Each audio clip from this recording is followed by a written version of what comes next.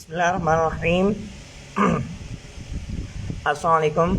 I am Muhammad Uwais Kilni and I welcome to all of you from the platform of Uwais and Rashid's Virtual Academy. So today it is our 9th lecture about the preposition. मैंने अपनी पिछली जो lecture से prepositions को start किया है 7 lectures हमने error reduction के ऊपर कॉम्प्रिहेंसिवली डिस्क्राइब किए हैं और आज हमारा दूसरा लेक्चर है प्रीपोजिशन के ऊपर।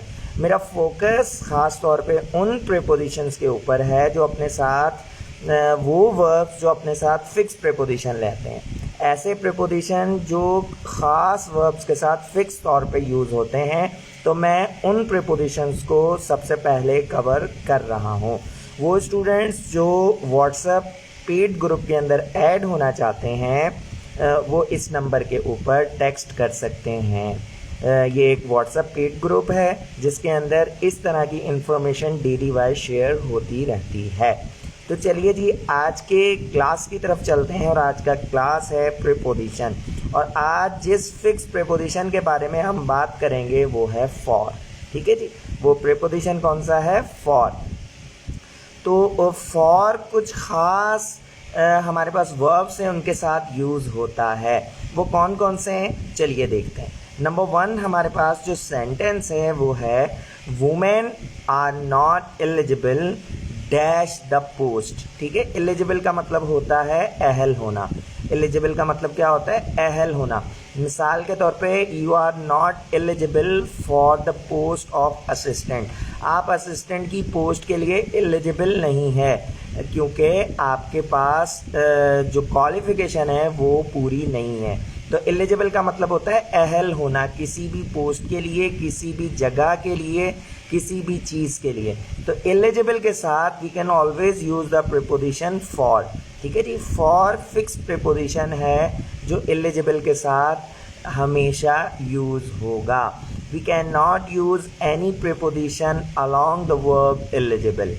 आगे चलते हैं, हमारे पास sentence number 2, please hope for dash the best. तो please hope for dash the best. तो यहाँ पे होप का मतलब क्या होता है? उम्मीद करना। ठीक है, प्लीज़ होप मेहरबानी करके उम्मीद रखें अच्छे की। ये वो सेंटेंस है जो फ्रीक्वेंटली यूज़ हम लोग करते हैं। तो होप के साथ हमारा प्रीपोजिशन हमेशा फॉर यूज़ होगा। ठीक है जी, होप के साथ हमारा प्रीपोजिशन हमेशा फॉर यूज़ होगा। ये आप याद कर लें, ये फिक्स प्रीपोजिशन है।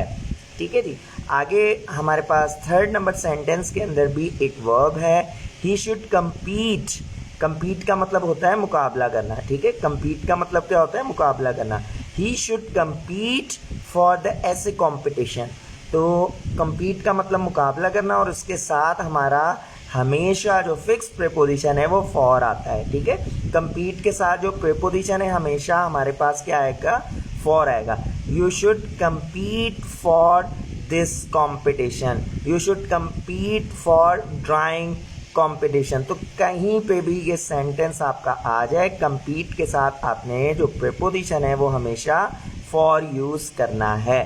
आगे चलते हैं जी, हमारे पास जो सेंटेंस नंबर 4 है, he apologise for his silly behaviour. Apologise का मतलब होता है माफ़ी मांगना। ठीक है, अपोलोजाइज का मतलब क्या होता है? माफ़ी मांगना। तो उसे लाजमी तौर पे क्या चाहिए? माफ़ी मांगनी चाहिए फॉर हिज सिली बिहेवियर। उसका जो रवैया ख़राब था उसकी वजह से उसे क्या करना चाहिए? माफ़ी मांगनी चाहिए। अपोलोजाइज्ड के साथ हमारा प्रीपोजिशन फॉर यूज़ होता है, बट कब यूज़ होता है ये मैं आपको नीचे 2 सेंटेंस और हैं अपोलोजाइज्ड के साथ, उनको एक्सप्लेन करके फिर मैं आपको समझाता हूँ। अब देखिए जी सेंटेंस नंबर 5 को देखिए, ही मस्ट अपोलोजाइज। यहाँ पे कौन सा प्रीपोजिशन आना है?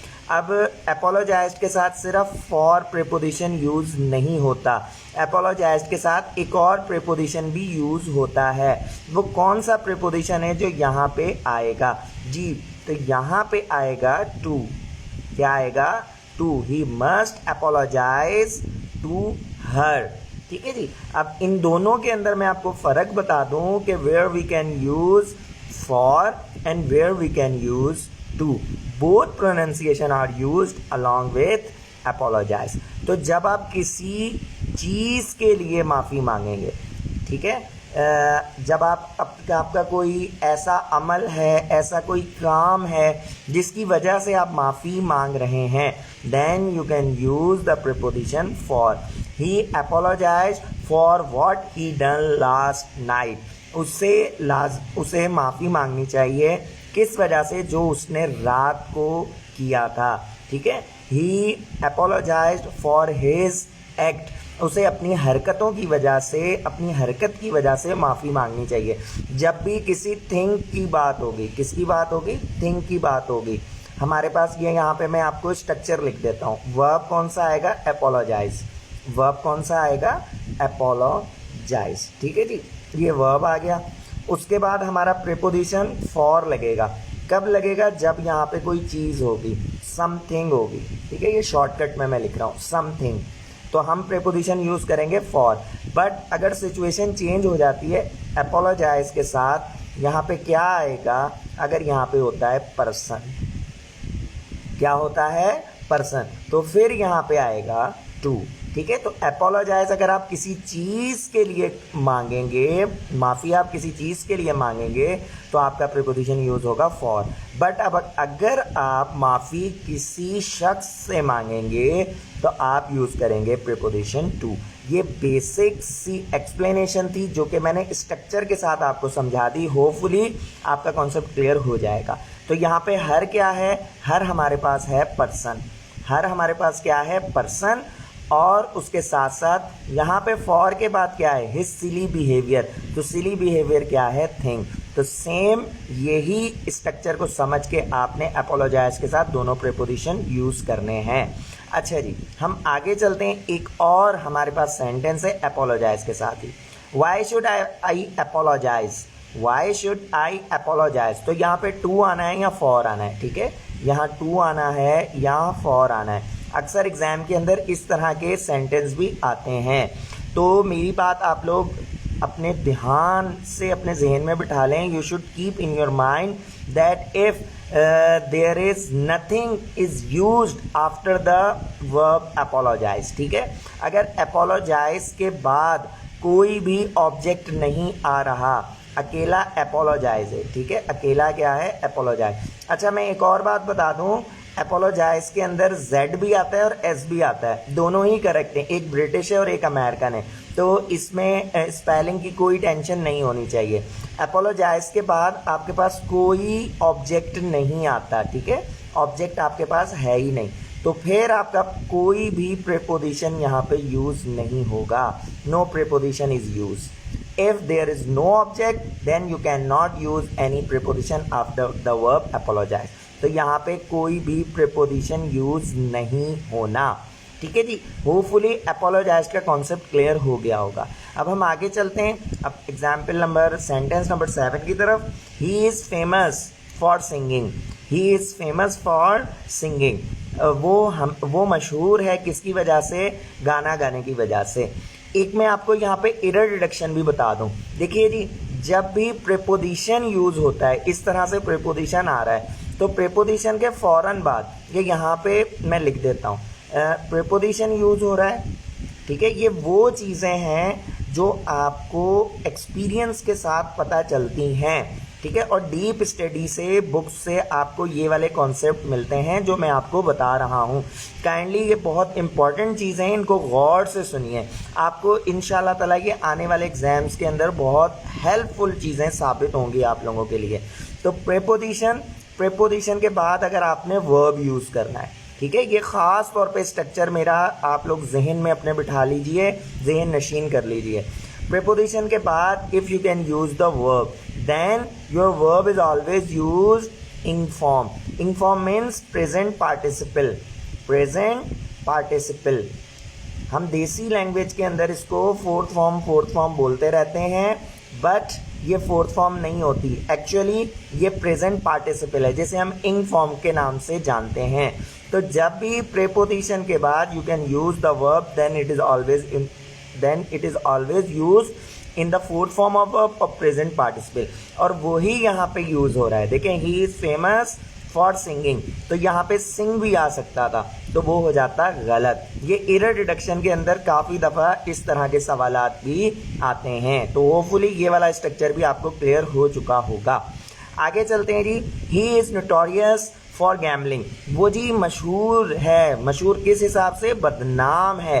किस हवाले से जी? जुआ खेलने की वजह से। वो अपने जुए की वजह से क्या है? बदनाम है। तो यहाँ पे भी आप देख लें, प्रीपोजिशन फॉर है और उसके बाद जो वर्ब आ रहा है वो इन फॉर्म में आ रहा है, मीन्स प्रेजेंट पार्टिसिपल के अंदर यूज हो रहा है। आज का हमारा लास्ट सेंटेंस है, he longs for old days of childhood. He longs for old days of childhood, तो लॉन्ग्स का मतलब होता है ख्वाहिश करना, तो लॉन्ग्स के साथ भी हमारा फिक्स प्रीपोजिशन है और वो यूज होगा फॉर। ठीक है, कौन सा प्रीपोजिशन यूज होगा? फॉर। तो वो ख्वाहिश करता है अपने पुराने बचपन के दिनों की। अब काफ़ी स्टूडेंट्स के दिमाग में ये आ रहा होगा, जैसे अभी मैंने रिसेंटली ये स्ट्रक्चर आपको बताया है कि प्रीपोजिशन के बाद हम प्रीपोजिशन के बाद अगर वर्ब आएगा तो फॉर यूज़ होगा। तो यहाँ पे देखें, फॉर के बाद हमारे पास प्रीपोजिशन के बाद यहाँ पे कोई भी वर्ब नहीं आया। ठीक है, स्टूडेंट्स के दिमाग में एकदम आएगा कि यहाँ पे इन्फॉर्म क्यों नहीं है, तो यही चीज़ मैं दोबारा एक्सप्लेन कर रहा हूँ कि देखिए, फॉर के बाद यहाँ पे कोई भी वर्ब आपको नहीं मिल रहा। अगर वर्ब आता तो वर्ब हमेशा इनफॉर्म होता। तो होपफुली आपको चीज़ें समझ आज आ चुकी होंगी। मैं दोबारा से सम अप कर दूं कि what we have learn today. We have learn, ठीक है जी, we have learn fix preposition for. वो कौन सा फिक्स प्रीपोजिशन है, कौन से वर्ब्स हैं जिनके साथ फॉर यूज होता है? Eligible, hope, compete, apologise, apologise के साथ टू भी यूज होता है, जो कि मैंने एक्सप्लेन किया है। उसके बाद फेमस, नोटोरियस और लॉन्ग्स, इन सब के साथ हमारा जो प्रीपोजिशन है वो फॉर यूज होता है। तो ये था आज के लिए। वो स्टूडेंट्स जो इस तरह के लेक्चर्स डेली वाइज और इससे एक्स्ट्रा इंग्लिश ग्रामर के वोकैबुलरी के लिहाज से अगर अपनी प्रिपरेशन करना चाहते हैं तो वो इस व्हाट्सएप पेड ग्रुप के अंदर ऐड हो सकते हैं। इसकी मंथली चार्जेस हैं, कोई इतनी ज़्यादा चार्जेस नहीं हैं, बिल्कुल सिंपल सी चार्जेस हैं। 500 रुपीज़ मंथली इसकी चार्जेस हैं। तो वो स्टूडेंट जो इस ग्रुप में ऐड होना चाहते हैं वो इस नंबर के ऊपर कांटेक्ट कर सकते हैं। Hopefully you have learned a lot. इंशाल्लाह ताला कल मिलेंगे नए टॉपिक के साथ। टिल दैट टाइम, खुदा हाफिज़।